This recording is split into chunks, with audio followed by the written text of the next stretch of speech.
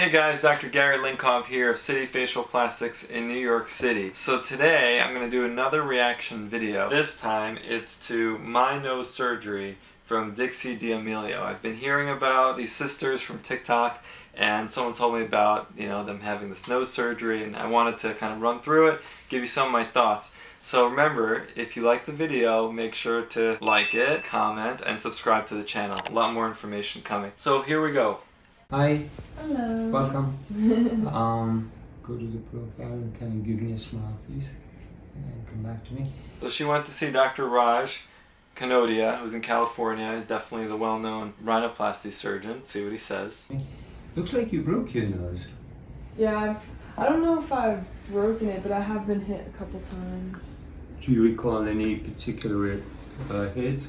Because you're pretty athletic, aren't you? Yeah, I've had 14 concussions. Oh my god. So it seems like she's had a lot of trauma to her nose based on her history, but it's interesting that just by looking at her he was able to already predict that she may have broken her nose before, and that might be because he knew the story leading up to this video, but it also could be just certain signs on the nose can give that away. One thing that can do it that you kind of have to feel the nose for is called a bony step off. So that means when you feel the top here where the bones are, that there could be a little bit of a step off, and that could be a sign of a prior injury. Also, certain types of deviations when the nose is crooked, there's certain varieties of that can suggest that there's been prior trauma or injuries to the nose. Just from looking at it, you have a beautiful nose. I love the tip of your nose and the nostrils and everything. It's really gorgeous. So it looks like, again, you had some injuries, and we'll be able to how's your breathing? You breathe okay? He's asking her about the breathing. That's very important. It burns when I breathe, and I can't always breathe out of both nostrils. Sometimes it's left side, sometimes it's right side, and it changes. Yeah.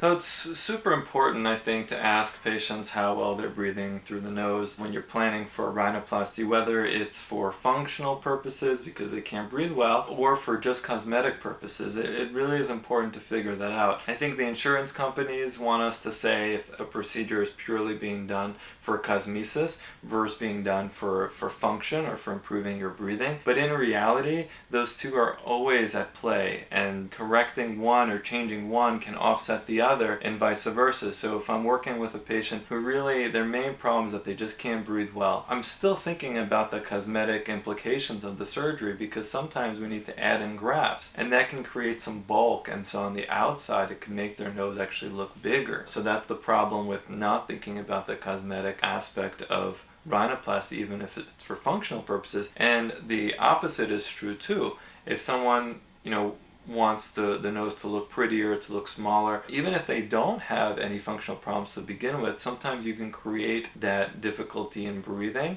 by making their nose too small, too narrow, and sometimes that's not something you do right away, but over time, if the surgery isn't done right, you can give them breathing problems down the road. So it's very important to go to a rhinoplasty surgeon who understands the cosmetic but also the functional side of things. So I'm glad he's asking her about her symptoms. And the other thing here that's super important to point out, and Dr. Raj is getting right at it, is that the breathing in her case is on both sides that it's affected. It's not just a one-sided or unilateral problem. So most structural problems that can be fixed with surgery are on one side of the nose, meaning that when we go in to do surgery to improve the breathing, it's nice when the symptoms, person is telling you that they can't breathe on, let's say, the left side, when it matches up with what you see. And that is super important information, because it's rare that you have issues breathing on both sides and it's due to a structural problem. It's possible, and it definitely happens, but that's actually the smaller percentage of cases. It's interesting to me that her trouble breathing is on both sides, and so we'll kind of see what comes of that. But also when she says that her nose is burning inside, that's kind of setting off these red flags in my head that there's an issue most likely with the inner lining of the skin of the nose called the mucosa. When the inner lining is not optimized, you can get these problems in breathing that affects both sides, and people really struggle with it. But it's a big mistake to go in and try to surgically correct the inner lining, because it's impossible. Those are corrected with changing certain environmental issues, maybe starting on some nasal sprays. All those factors can help improve the inner lining, but surgery actually rarely makes that part of the problem better. How long would you say that have you noticed that there's a problem in breathing? I've couldn't breathe since like 6th grade, and that's when I started getting really bad nosebleeds. So another issue to consider are the nosebleeds. Why are they happening? Is it from her prior trauma, but now she's saying she's had it since 6th grade? Or is it again that the inner lining is just very dry and crusty and can sometimes cause bleeding? Just to mention, there are really rare things that also cause bleeding, like masses, cancer in the nose. There's some really bad stuff. So it's really important when you do a good exam on someone before surgery that you have in the back of your mind some of the really rare things that can cause something like bleeding. And whether you're doing a rhinoplasty or not, just a good nasal exam is very important. And then it got better, but I still couldn't breathe that well. And then I started getting nosebleeds more recently. Mm-hmm. So it's deviated to the left, both the bone and the cartilage are. And let's look at the right side. Again, your membrane looks pretty bad. So he's saying that the septum, which is the central portion of the nose, is deviated or shifted to the left side. So when you have something like that, the left side of your breathing can be affected. It's rare then that the right side would also be affected. And then he further says that the mucosa, which is that inner lining of the skin that I was talking about, looks bad and it doesn't look healthy. So let's see what his plan is. It looks like this is now at the time, the day of supposed surgery. I don't think we should do iffy. I think we should wait till it gets better. Yeah, I think we have to wait.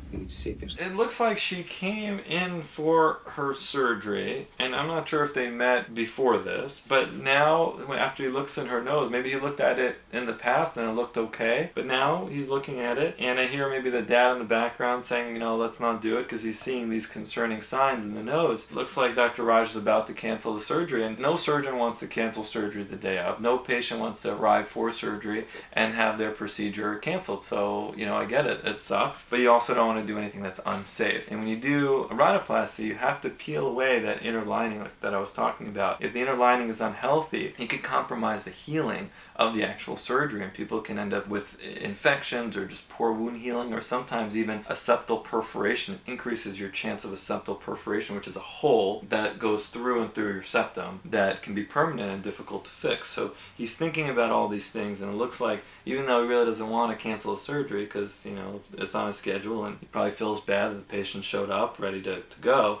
but it looks like he might have to pull the plug on this one. Get iPhone 12 on the 5G. Of course, there's an ad. I think my nose is a lot better. So now it looks like she went home, not sure for what period of time. Maybe it's been a few days, maybe it's been a few weeks. Normally, in my practice, I would wait at least several weeks, maybe a month, to allow that inner lining to get healthier. And they didn't really explain yet, maybe they will, about what was done to improve the inner lining, because if you do nothing, it's probably going to stay the same. So we'll see, and we'll talk about that. But let's see, now that she's come back, if she's cleared for surgery. I got checked 2 days ago, so I should be fine. How are you feeling about surgery today?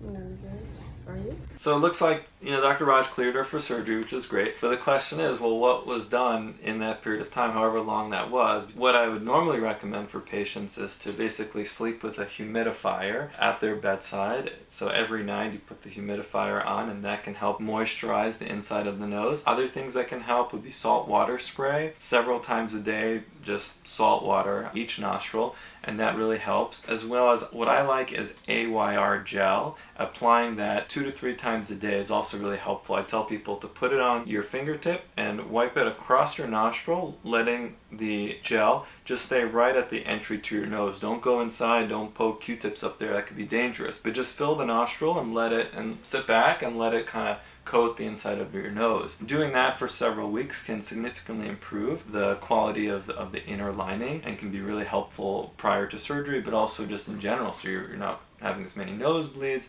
and you just feel like you're breathing better. So it'd be interesting to know if she feels like her breathing has improved even before her surgery. That's what I would like to know. Why are you nervous? Very. What if they accidentally chop my nose off? I don't think that's gonna happen. I think he knows how to. He's done it. He's done it to you.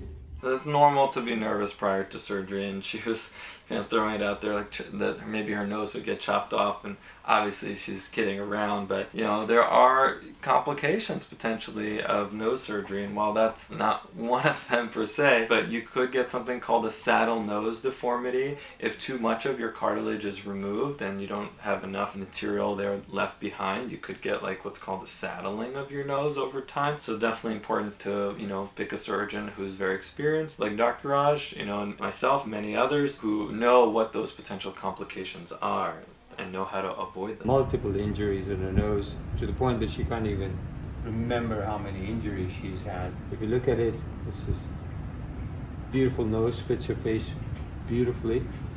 The only thing you can see that the two bones have been widened because one of the injuries, or more of the injuries, came directly on the bridge and the bones spread out. So they become wide here. Absolutely beautiful definition. The tip nostril complex is so perfect that it doesn't need any change. The main component of the surgery is the septum, which is inside, right behind this columella. Behind this columella, it's supposed to be straight like that. And in her case, she has a deviation. The septum twists. It looks like he's planning on addressing the dorsum, which is the bridge of the nose. What I can tell from these images when he has like renderings from before and after, and it looks like on the after he creates kind of a cleaner, straighter profile without the hump, and so which is kind of a minimal hump, but he is looking to kind of clean that up a little bit. It looks like the tip is not changing much, like he said. She has a well-balanced tip, and of course he plans on addressing the septum, which is on the inside of the nose, and making it straighter for her to be able to breathe better. It's like a zigzag. So Dixie, you're going to go to sleep, but just I wanted to chat with you. And so your breathing is really bad on both sides, right and left. One side is worse than the other. Is it? The right side. Right side is really bad, huh? Yeah.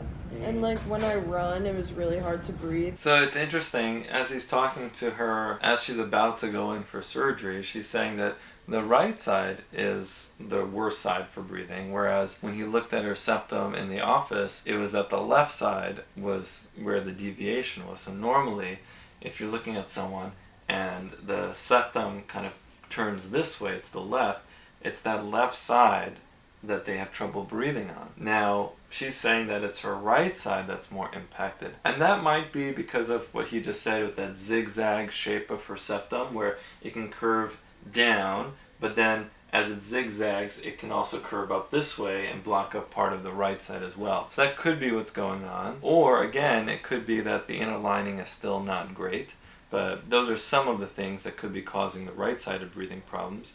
And then we also have external and internal nasal valves in our nose that can sometimes be at play as well. The external valve is this basically outer part here. The internal valve is a little bit more technical, but it's further, you know, inside the nose, and that's where the airflow that comes from the outside and goes in through our nose is the most sort of restricted, and some people have a tightening in that location. So maybe that is where her problem is. Then I would like pass out, so I couldn't breathe.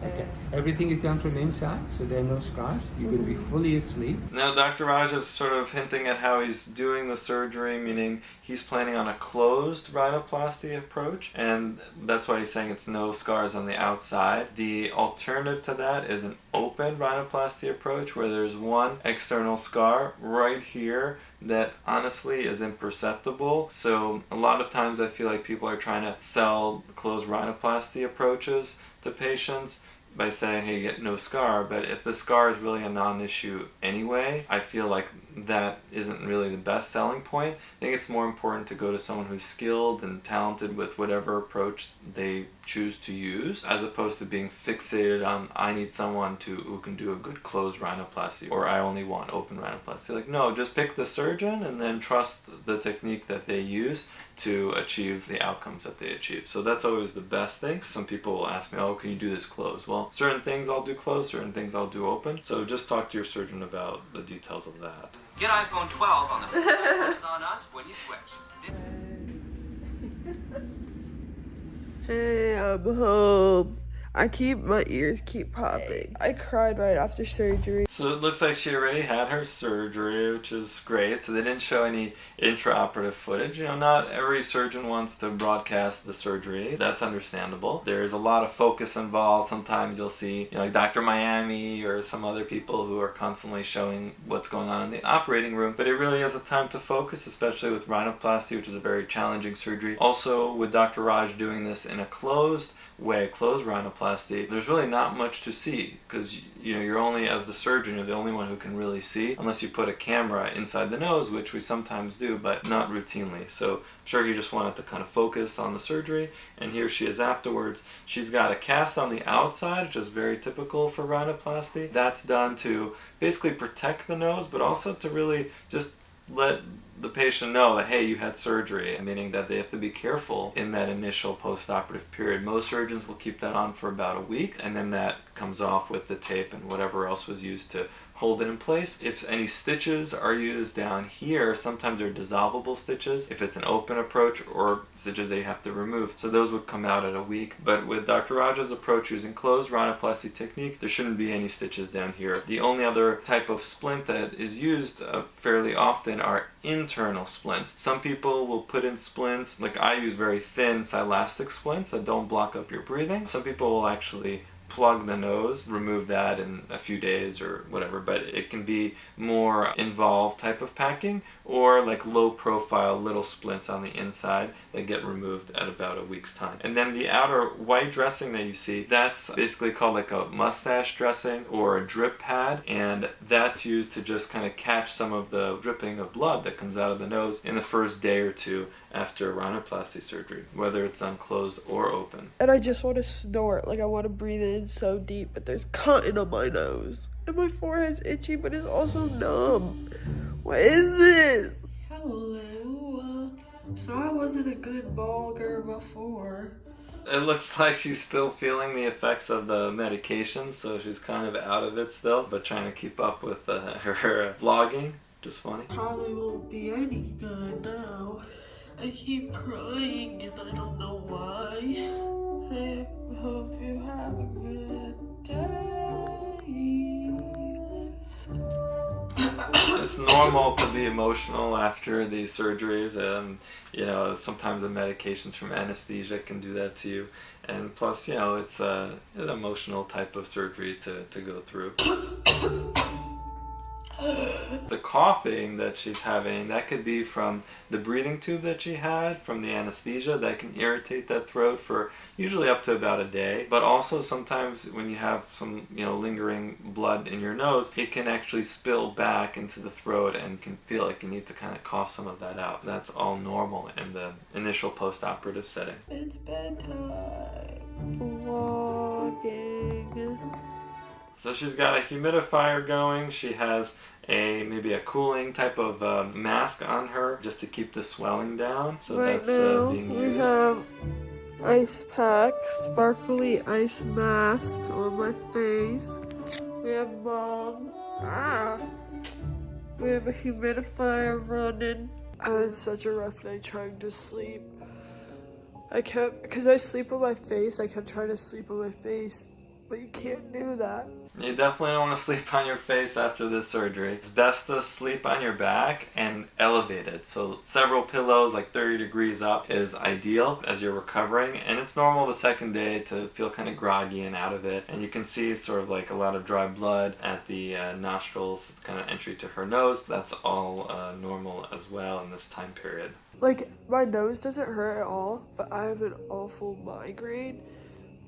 And I get really bad migraines, so that's just where all my pain is right now. Rhinoplasty can definitely trigger some headaches. Really any types of procedures on the face can do that. So she's experiencing that. And it's common for patients not to have that much pain after rhinoplasty. A lot of patients are like worried about that, but I find that the recovery overall is pretty good. You just have to get over the anesthesia, and you might have some bruising. I can't tell in this video if she has some. She might, from when the bones get readjusted. It's normal to not have much pain afterwards. That's usually a nice thing for patients. My face and my teeth really hurt. Now the teeth hurt after the rhinoplasty because and sometimes they can be numb too, but sometimes when you're doing the work, especially on the septum, along the floor of the nose, so the septum is like this, like a corridor. There's two corridors and then this wall in the middle, and that's the septum. When you're working along the bottom of the septum, the teeth are directly beneath that. And so sometimes doing all that kind of manipulation can give you pain in the teeth and also some numbness. So that's all normal, and that gets better with time. It can take weeks to months to sometimes improve, but that's a normal kind of phenomenon. I don't remember the last time like I've had a real deep breath, unless I wore like breathing strips, because I was supposed to get this surgery in 6th grade, or like that's when I found out I had nose problems, and I just kind of kept it on the back of my mind for so long. I don't know. And then when Charlie got it, she said how easy it was. Well, she mentions potentially getting the surgery in 6th grade. Usually we wait to do surgery until someone is like 16, 17, until the nose is fully matured before you do surgery. So if someone came in to me with their parent, I guess, at 6th grade, I would tell them they have to wait before getting a surgery such as this, because if you do it too early in life, then things just don't mature correctly in the nose and you can have a lot of problems. So it's better to wait until you hit about 16, 17 before doing this bigger type of nose surgery. She said how easy it was. I was like, alright, you know what, it's fine. But my head just is killing me. And also, my ears keep popping. The ears are connected, remember, to the nose through what's called the eustachian tube. Sometimes you can get some effects on the eustachian tube from this type of surgery because the blood, as it's leaking back and going down the nose during the surgery and after the surgery, it can cause some inflammation and some blockage of that tube that connects the middle ear to the back of the nose. And so when that happens, you can get these types of ear sensations, but it's usually fairly short-lived. Like in the first week, it tends to get better. I am going to the doctor to get my cast off. I'm super excited to finally be getting this off. So it seems like she's probably about a week out from surgery. She does have bruising under her eyes, which happens with this type of procedure.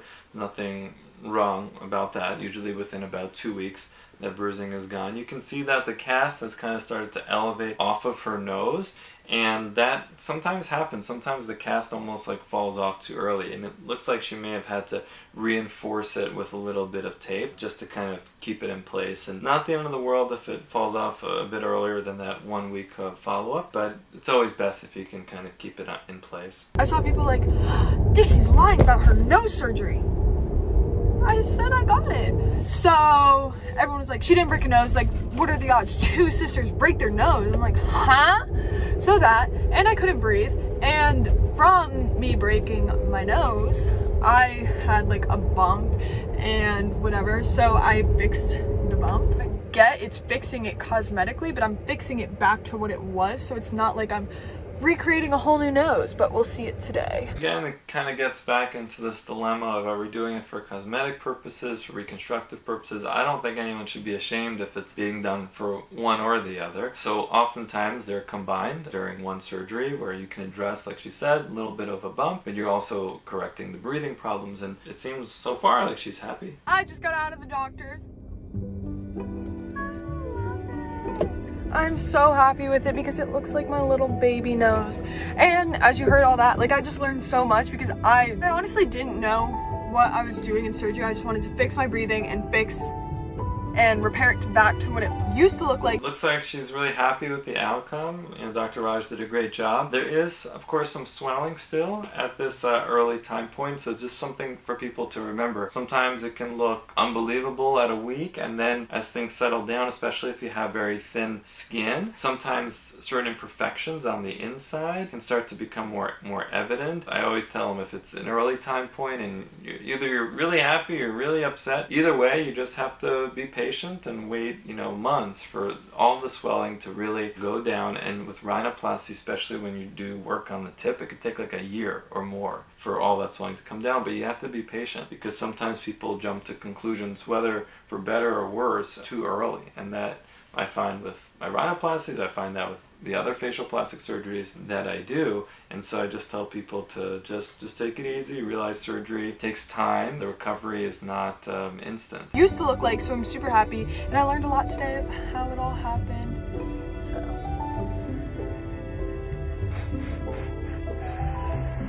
what? That's so weird. I can breathe out of both nostrils. I don't know, but I'm so excited. Thank you so much, Dr. Canodia. I don't know if this is gonna be my outro, but bye if it is. Well, I'm really glad for Dixie and for Dr. Raj. I mean, it seems like it was a great outcome. I'm always, you know, so proud of, you know, my rhinoplasty colleagues, and really happy for patients when they get a great outcome. Surgery has its risks, but it definitely has its benefits, and when things work out great, it's just a great feeling all around, and so I'm really happy for them. So if you enjoyed this reaction video, if you feel like you learned something, please make sure to like the video, comment below, and you know, subscribe to the channel, and let me know what other types of reactions you want to hear.